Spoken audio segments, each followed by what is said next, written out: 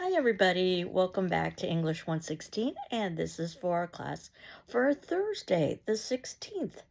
And our topic is A Raisin in the Sun. Now that you have seen some performances, the Sidney Poitier performance is so important for so many reasons. And probably the primary reason is because the dramatist Lorraine Hansberry wrote the screenplay herself. So this is her vision of what her play should look like on film, and she was able to use the same actors that she had used on stage. And of course, Sidney Poitier being one of the greatest actors of our generation. One of my favorite scenes is when Mama and Walter Lee are in the bar. It's one of the liberties that Lorraine Hansberry has, is that she can go off set or off stage in this instance and have us go to different locales and even outdoor locales, and the look that Walter and Mama give each other in the bar as several seconds go by. Neither exchange dialogue, but there's so much that's being exchanged through their facial expressions. We're really seeing two actors at the top of their form. Little minor details, I think, are also Easter eggs, if you will. The idea of the two pictures on the bureau of Walter Sr. and also Travis.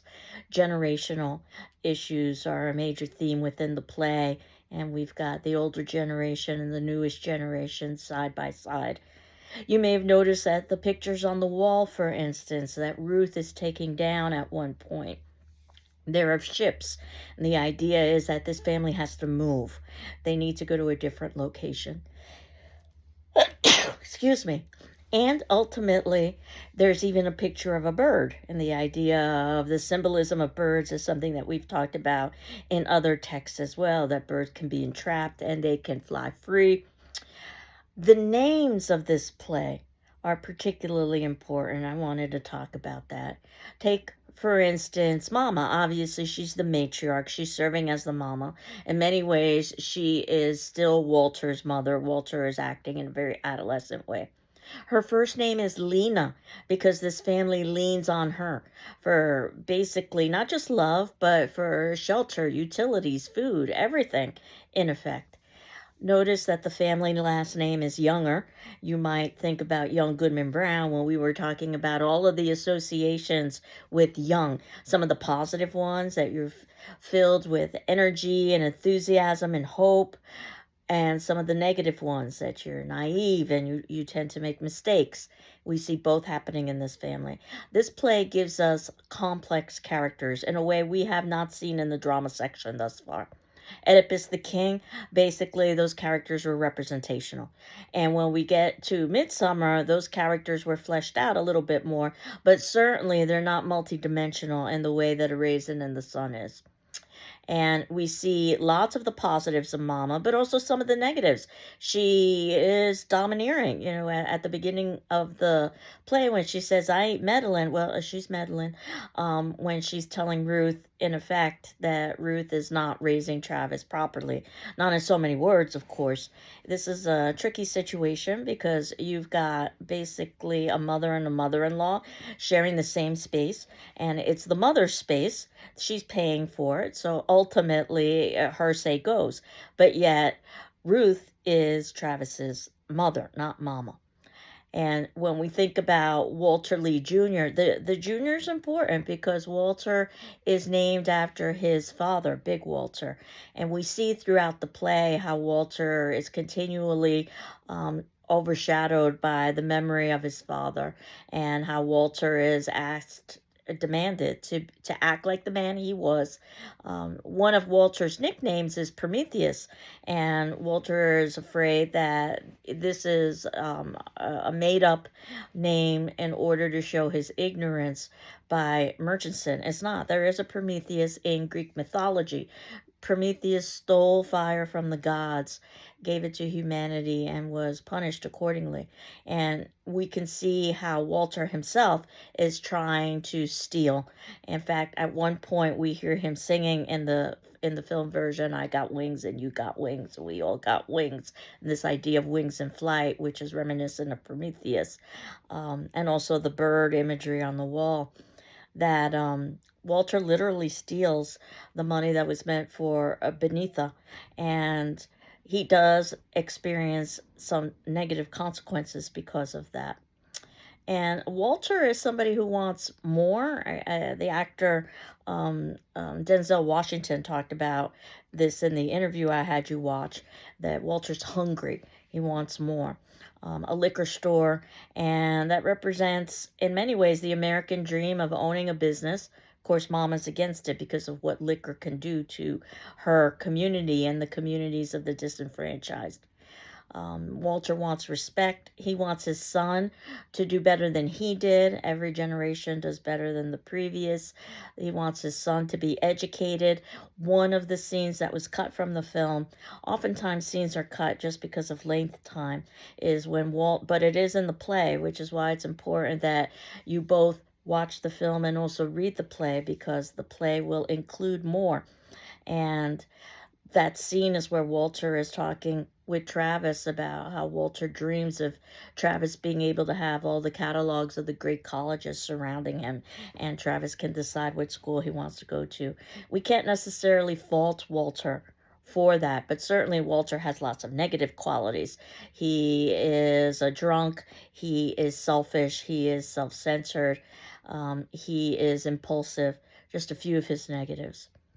Ruth Younger, you might know a biblical Ruth who was a long suffering daughter in law, which suits this character so well. We see how Ruth is torn between Mama and Walter, and the actor who played Ruth, I think she does a wonderful job. Even her shoulders are slumped over to illustrate how, in many respects, she's carrying a heavy load. And back to the idea of a heavy load in a few minutes when we talk about the opening poem, A Dream Deferred. She's contemplating abortion in a time when abortion is illegal. She's contemplating abortion in a time when she is part of a very religious family. So you can see all of the taboos that she's willing to break. And she says, once she decides to have the baby, that she's going to strap that baby on her back if necessary and clean all the kitchens in Chicago, as Beneatha had asked rudely, but honestly, where is this baby going to sleep? On the roof? Because basically Travis is sleeping in the living room. The entire floor of that apartment building is sharing one bathroom. So the Youngers are sharing their bathroom with multiple families. Just to give you an idea of the kinds of economic and physical challenges they have. Note that Travis Younger, by all accounts, he should be Walter Younger III. Travis has a different name, which I think suits him very well. It's not the name of his father or his grandfather, the idea that Travis might seek out his own way. You notice that when Travis is buying a gift for Mama, he goes off on his own, and the rest of the family basically buys a gift, but he wants to get her something that's individual. And also, at the beginning of the play, he wants to go carry groceries, which could be seen as admirable. He wants to earn money in an honest way. But it also is rather sad and disconcerting that someone that young is so worried about money. And we see what money has done to Walter Lee. It's just basically eaten him up. And it makes sense that we refer to Walter Lee by his mid name and also by his nickname of Brother. Because it would be easy to confuse Walter Lee with Big Walter. So the idea of giving some description is useful, I think, for just the way the family differentiates these two individuals who are similar but yet oh so different in terms of character. Not that Big Walter ever appears in the play, but he certainly is discussed in the play. Beneatha Younger, and obviously the root of the word is beneath. And this works on two levels. The idea that Beneatha is seen as less than or beneath others, just because of all of the demographics of the fact that she is a woman. Definitely sexism is part of the play. She is black. Definitely racism is part of this play. She is poor. Socioeconomic status is definitely part of this play. And she's younger than Walter. So that said, Beneatha also has the kind of character where she feels and shows a certain level of superiority to others because of her education, her cultural understanding. So I think Beneatha works both ways, that she's beneath others, but also that others are beneath her. She also has a nickname, which is Alayo, one for whom bread or food is not enough, which suits her quite well in that this is somebody who always wants more. She has ambitions. She wants to be a doctor, which is a very male profession at the time, a very well paid position at the time, a very esteemed position at the time. One of the pieces that was deleted from the film that is included in the text is when Beneatha is discussing some of her reasons for wanting to be a doctor. Not just about money, not just about prestige, but she wants to help people. She wants to help them heal. So we see another level to Beneatha because while we can certainly admire Beneatha, she also has her negative qualities. She does not have a job. The rest of the family does. She goes to school, which true is a job in and of itself. But as Beneatha herself says, God doesn't pay tuition. So the idea is that the family is paying her tuition. Walter at one point says that Travis has needed to go 2 semesters with the same shoes, for instance. And some of her hobbies. It shows, of course, that she flits, as it said in the play, from one thing to another, which is part of what you would expect as somebody of her age. She should be experimenting, but it also shows a lack of focus in some respects. And her hobbies of photography, her hobbies of horseback riding, her hobbies of guitar playing, all of these hobbies are, in some ways, can be viewed as simulationists, which she declares she's not. But more importantly, these are hobbies that require equipment. These are hobbies that require money. And not just a guitar and not just a camera. But if you think about horseback riding and where she lives, which is the south side of Chicago, it's absolutely absurd that if she's in the middle of a city, that she would be taking up something like horseback riding. So again, the idea is that probably her family is financing all of this. And she also flits or experiments with men. And we've got a contrast of two, George Murchison and Joseph Asagai. And Joseph Asagai is representative of culture and the ability to combine the American, hence the first name Joseph, with the African, hence the last name Asagai. And he has several speeches that are also cut where he talks about some of his political philosophies about trying to improve the lot of his fellow Africans in Africa. So it gives a more depth to his character. He's really a very philosophical character. George Murchison, son of a merchant, which is how his family has made money. And obviously, we see this idea of George assimilating. The scene with the white shoes is a great example because, again, black and white imagery is everywhere. And George is trying to assimilate into white culture. George, there are lots of ways that we could think about the symbolism of George, but one of the more obvious ones is George Washington, the first president of the United States, and definitely the American dream is a theme that's embedded within this play. And Beneatha wants to be with George Murchison, frankly, because he takes her to nice places. Her heart belongs to Asagai. Again, you could say that's part of being young, is that she's taking advantage of opportunities as they present themselves. But it doesn't say much about her character if she is willing to go out with George Murchison purely because of the economic benefits associated with that, while she doesn't have any real emotional attachment. Her nickname, in addition to Alayo, is Benny. And this makes a lot of sense. It's a male nickname. She's choosing a male profession. She's even talking about not getting married at some point. And Mr. Lydner, notice that he gets the title of respect of Mr. in the way that you don't see with the other characters. And if you had an opportunity to see the stage version of A Raisin in the Sun, which I had included last class, at the very ending of the play, you will see the actor who plays Lydner or Mr. Lindner. In the 1961 film version, is the same actor who plays Lindner in the stage version from 1989. It's the one character that is not age specific, in effect.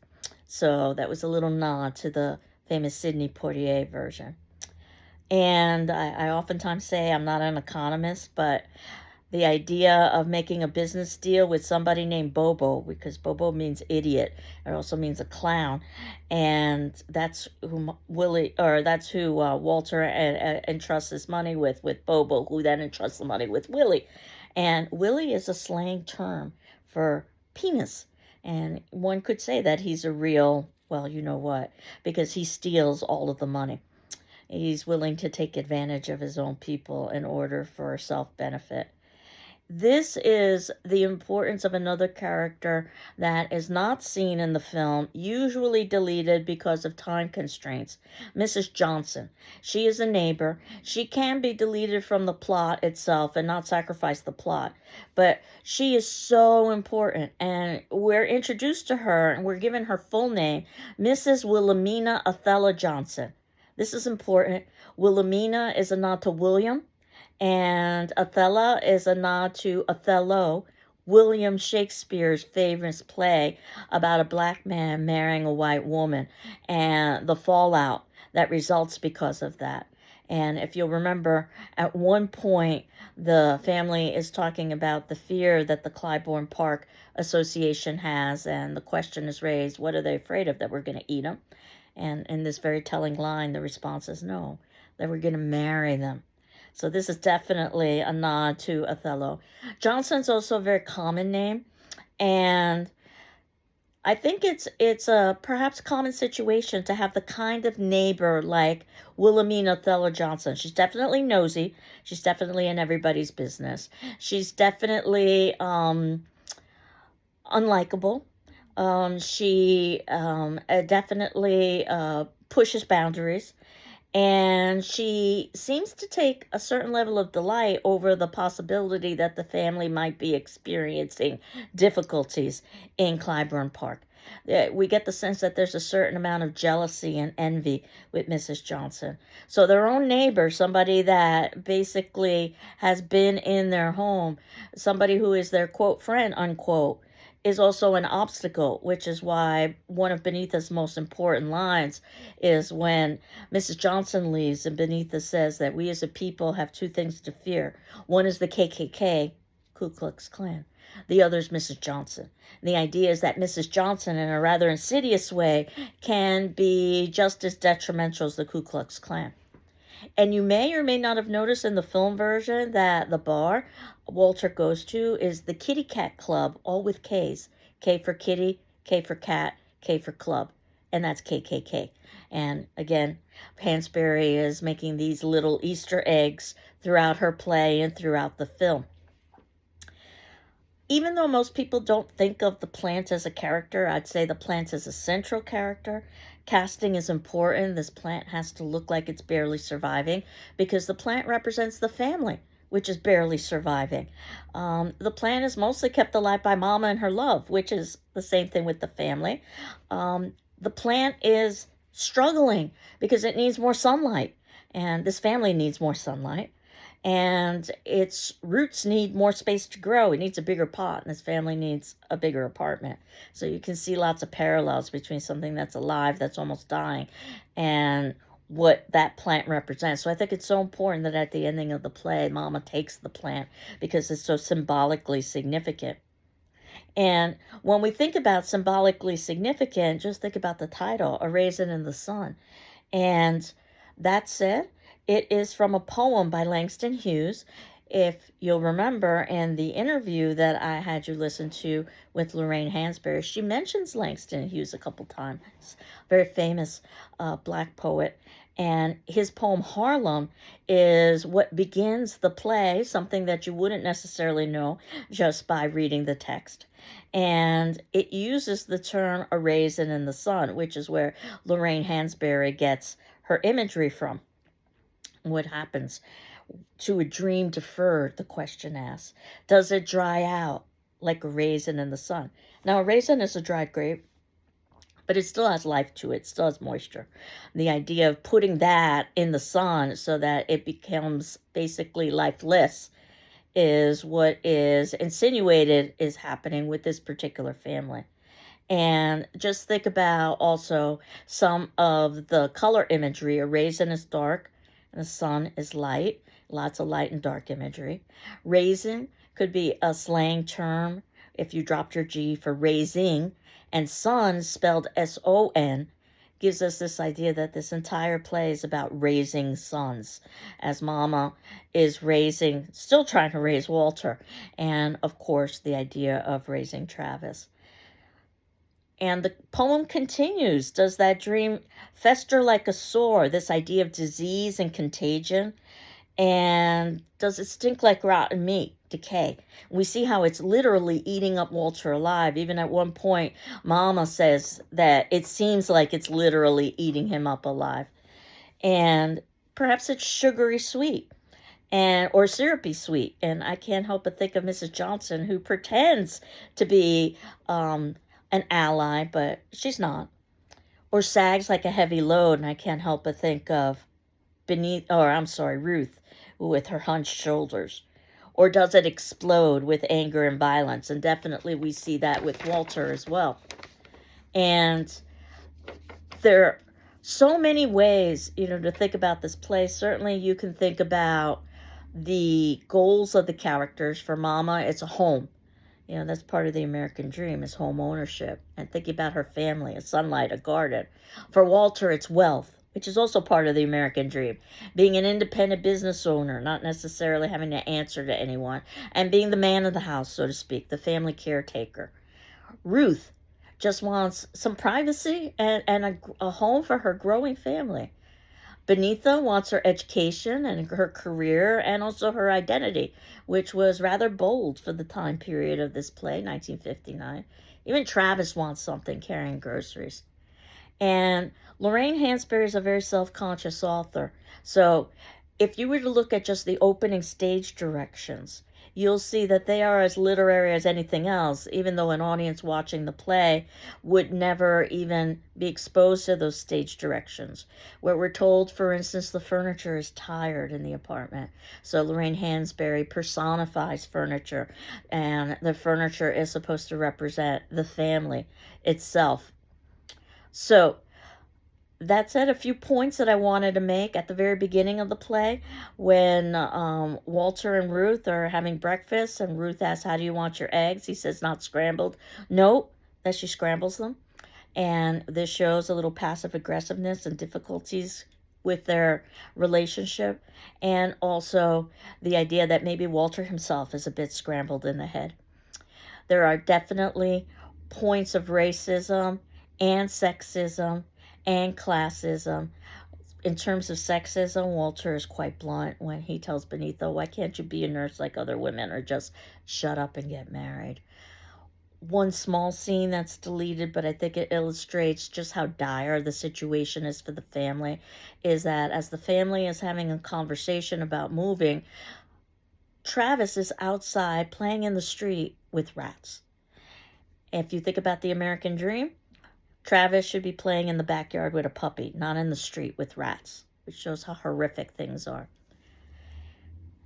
And the purpose of money and the purpose of school, it always makes my heart a little bit sad when Murchison talks about the purpose of school, which is just to earn grades and to advance oneself. I'd like to think that the purpose of school is to learn how to think. When when Beneatha talks about Mr. Lindner offering 30 pieces, that's a biblical reference, by the way. There are lots of biblical references in literature oftentimes. And 30 pieces was the amount of money that was given to Judas to betray Jesus. When Mama says the plan expresses me, in many ways, that's basically a paper that's open to be written. I've given you some suggested paper topics, but certainly you can create your own as long as you get your topic approved by me. And one of my favorite lines in the play is that, "When do you love somebody?" And this is when Mama is talking with Beneatha. at the ending of the play? Do you love somebody when they've done good and they've made everybody happy? No, no, no, no, no. You love somebody when they're at their lowest and they need you the most. Walter's transformation still gives me goosebumps at the ending where he's willing to basically accept Lindner's offer. And that's because he's lost the money. But this is more than an economic issue. Keep in mind that the family has already placed a down payment on the house. And Mama gives the rest of the money to Walter with the instructions that Walter should use part of it for Beneatha's education, and Walter should use the other part as he sees fit. In other words, this family does not need that money in order to be able to move. What Mama loses is more than just money, and it's much more valuable. Mama loses hope. So by the ending of the play, she's talking about that they never should have moved, that she was dreaming too big. And of course, dreams and unrealized dreams are a major theme in the play, where Walter is willing to accept Lindner's offer. And I suppose from an economic perspective, it might not seem bright to accept Lindner's offer because they would get the down payment of the house plus. But at what cost? This would cost Walter his pride. It would cost his family his dignity. And Walter deciding that's more important is one of those goosebump moments. But I can't say that the play ends happily. Lorraine Hansberry said the same thing in her interview, because his family is going to a neighborhood where they aren't wanted and where violence has occurred. And while Lorraine Hansberry said in her interview that in some ways the Youngers are very different than her because they live, or she lived, in very comfortable circumstances compared to the Youngers. In some ways, it is similar to Lorraine Hansberry because when she was a child, her family moved or attempted to move into an all-Caucasian neighborhood, and there was lots of pushback because of that. So this idea of not being wanted is something that's embedded in the play, probably from any disenfranchised viewpoint, but especially when we think about Lorraine Hansberry's own history of trying to move into an all-Caucasian neighborhood. And I guess the question is, should Walter have accepted the insurance money? I guess if you were going to be a real capitalist, he would have accepted, he would have, Walter would have, I'm sorry, should Walter have accepted the money from Lindner? I guess if you're a real capitalist, Walter would have accepted that money and then bought another house in Clybourne Park and wait to be bought out and just continue to do that until he owned Clybourne Park.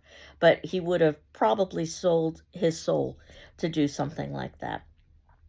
So the family moves. They have their dignity, their honor. Should Mama have given Walter the insurance money? I mean, obviously, it's a foolish move. We know Walter's drinking. We know Walter's irresponsible. Yet, if Walter hadn't failed so spectacularly, and it is a spectacular failure, would he have, in any way, shape, or form, learned enough of a lesson to be able to change his attitude? Because not only does he not accept Lindner's offer, now he's talking about how proud he is of his sister, who's going to be a doctor. This from Walter, who at the beginning of the play just told his sister, why don't you just be a nurse or shut up and get married? So there definitely is a major transformation there. So for today's attendance question, I've highlighted some of my favorite quotes that might be in one way or another representative of one of your favorite quotes, or perhaps not. Identify an important quote in A Raisin in the Sun and why you think it's important. Now, Tuesday's class, my understanding, and this is not indicated in our syllabus, is that next week, obviously Monday is a holiday, so that's Patriots Day, we're not meeting, and that GCC has identified Tuesday as a Monday, meaning that Monday classes would be meeting on Tuesday. So because it's so confusing, because people have so many different obligations, I'm going to make that an optional class. So what I will do on Tuesday is that I will just post on Moodle that it's optional, in the sense that if you have any questions or concerns about paper number 2, feel free to raise them.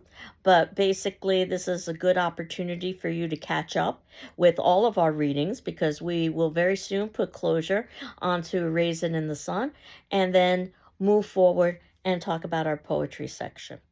But for now, we are still talking about a raisin in the sun. So I hope you're doing well. I'm doing well, and I will leave you to find an important quote in the play and identify why you think it's important. That will be due on Saturday. If you need more time, ask me for an extension. You're not required to respond to your peers, but you are encouraged to. I know I've fallen a bit behind with the discussion forum questions. I'm going to be catching up in the next week or so, as well as catching up with any papers that were submitted to me after the due date. Take care. Bye-bye.